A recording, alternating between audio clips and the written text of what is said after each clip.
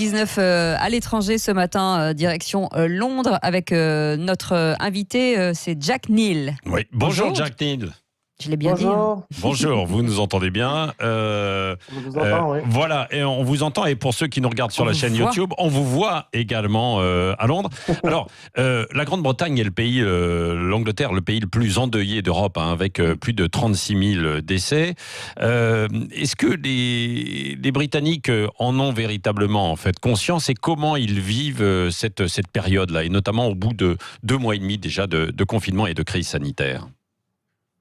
Oui, donc je pense que au début, ça s'est passé très rapidement. Donc les gens étaient un peu choqués de devoir rester chez eux. Ça leur a pris quelques semaines pour s'habituer, ou quelques jours, voire semaines. Et puis après, je pense qu'il y a eu une période où les gens ont vraiment, pour la plupart, respecté les règles parce que on était vraiment au courant que, ça- que les morts allaient de plus en plus rapidement et qu'on devenait un peu le centre. Ouais. Mais maintenant, il y a environ une semaine, le Premier ministre a un peu commencé à, je veux dire, un peu lever le confinement. Donc, il y a beaucoup de confusion, je veux dire. Confusion sur ce qu'il faut faire, c'est ça, Jack Neal? Oui. Sortir, pas sortir, stay home, ou plutôt stay alert, hein, rester... Ouais, donc vous avez entendu le slogan, oui. Donc stay home, c'était clair, mais stay alert, c'était très vague. Et stay home, vous restez à la maison, stay alert, vous restez prudent, quoi. C'est ça. Oui, voilà. Restez prudent, et on savait pas, même moi, je sais pas ce que ça veut dire. La plupart des gens, ils sont, c'est un peu, on peut suivre, je sais pas, on sait pas vraiment ce qu'il faut faire. Donc, mais est-ce que vous avez peur? Moi, oui, j'ai peur de revenir à la normale. Donc, je fais les courses 2 fois par semaine, on va dire. J'ai pas trop peur de sortir juste comme ça, mais oui, c'est vrai que dans les magasins, on fait attention, et dans la rue, on fait attention à ne pas aller trop près des gens. Mais maintenant, c'est difficile parce qu'on nous a dit qu'on pouvait aller dans les parcs pour voir un ami. Oui. Mais puis après, ça devait être clarifié si c'était un ami ou si on est sous le même toit, peut-être qu'on peut être ensemble, peut-être pas.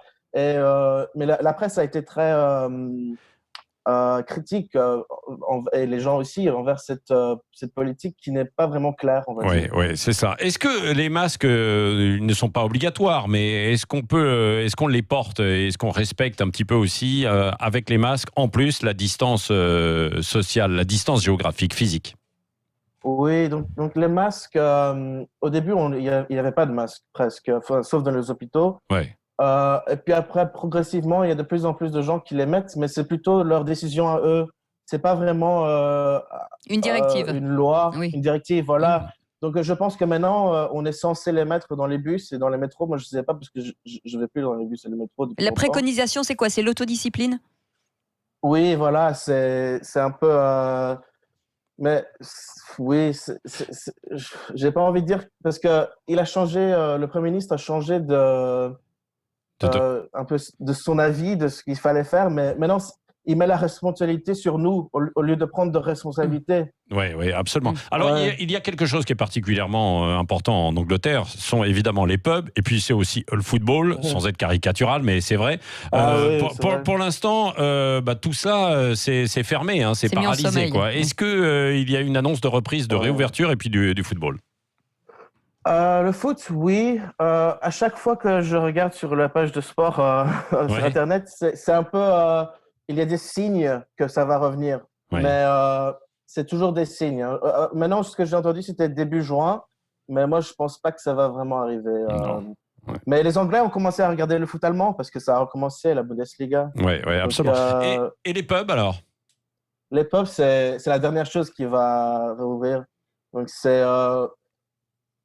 on a dit que peut-être en juillet, ça pourrait rouvrir, mais sinon, il y a aussi les jardins de pubs qui, peut-être plus tôt, parce que maintenant, on peut, en principe, acheter de la bière, mais, et le take-away, genre à emporter. Donc, ça se passe maintenant. S'il y a, par exemple, quelque part qui fait de la nourriture et aussi des boissons, les gens vont acheter et se mettre dans le parc, et ça peut avoir des rassemblements. Donc Voilà, mais les gens en ont marre, donc c'est difficile. Ouais, bien sûr.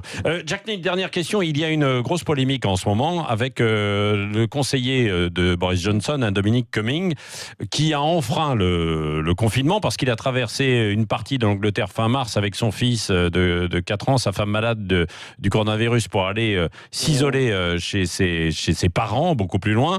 Il y a eu des appels à la démission. Boris Johnson dit no pour l'instant. Vous restez, quoi. Oui, je sais, mais oui, c'était un peu tout le monde était un peu choqué et vraiment déçu par Dominic Cummings. Ça montre à quel point il est un peu instrumental dans la politique anglaise en ce moment, surtout avec Boris Johnson. Qu'on le défende à ce point-là, parce que c'était pas une partie de l'Angleterre, c'était quasiment toute l'Angleterre. C'était Londres jusqu'à Durham. Ouais. Ça fait tout le pays. Donc, qu'on puisse défendre ça, c'est un peu bizarre. Oui, alors qu'on demandait aux Anglais de rester confinés. Merci, oui, Jack Neal.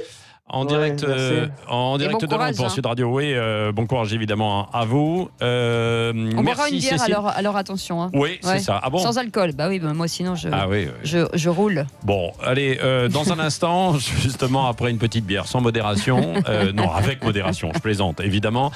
C'est Valérie Expert jusqu'à midi, Dédé Berkoff ensuite sur le pont. Valérie Expert qui reçoit David Pujadas tout à l'heure. Et puis les débats, évidemment, vous pouvez y participer entre 11h et midi. Ciao, ciao, on se retrouve demain. Absolument, allez, salut.